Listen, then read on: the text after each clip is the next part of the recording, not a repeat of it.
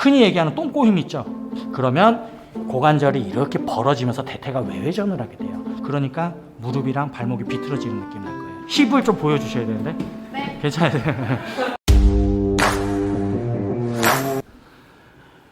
일단은 대퇴사두를 할 때 수축을 하는 동작에 대해서 먼저 말씀을 드릴 건데, 선생님 한번 잠깐만 나와 보실까요? 이 대퇴가 회전이 되는 운동들이 있어요. 원래는 회전이 되지가 않아요. 근데 여성분들이 엉덩이 수축을 메인으로 할 경우에는 대퇴가 회전이 되거든요.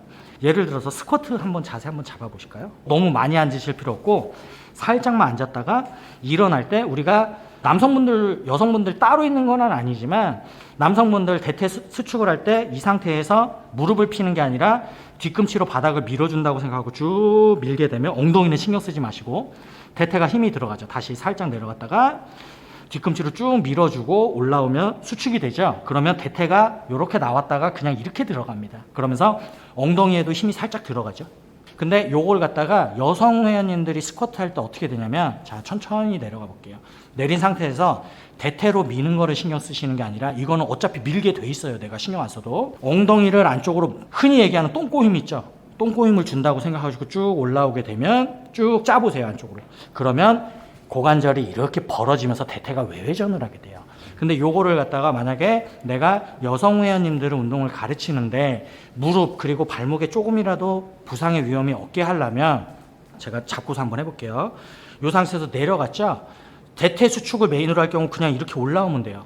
그러면 엉덩이도 힘은 들어가지만 대퇴 쪽으로 힘이 많이 들어가죠. 여기서 내가 만약에 엉덩이 쪽을 안쪽으로 조여준다라고 생각을 하게 되면 어떻게 되냐면, 이게 돌죠. 근데 발은 어떻게 돼 있어요?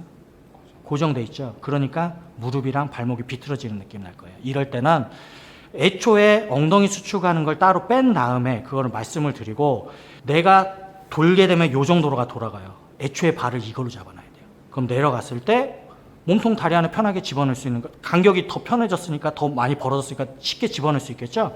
올라와서 애초에 말려 들어가서 회전된 축으로 만들어 놔야죠. 요런 방식이 있어요. 요런 방식이 있는데 요것과 이제 연관을 지어 갖고 말씀을 드릴 건데, 선생님 한번 나와볼까요? 괜찮으세요? 힙을 좀 보여주셔야 되는데. 네. 괜찮으세요?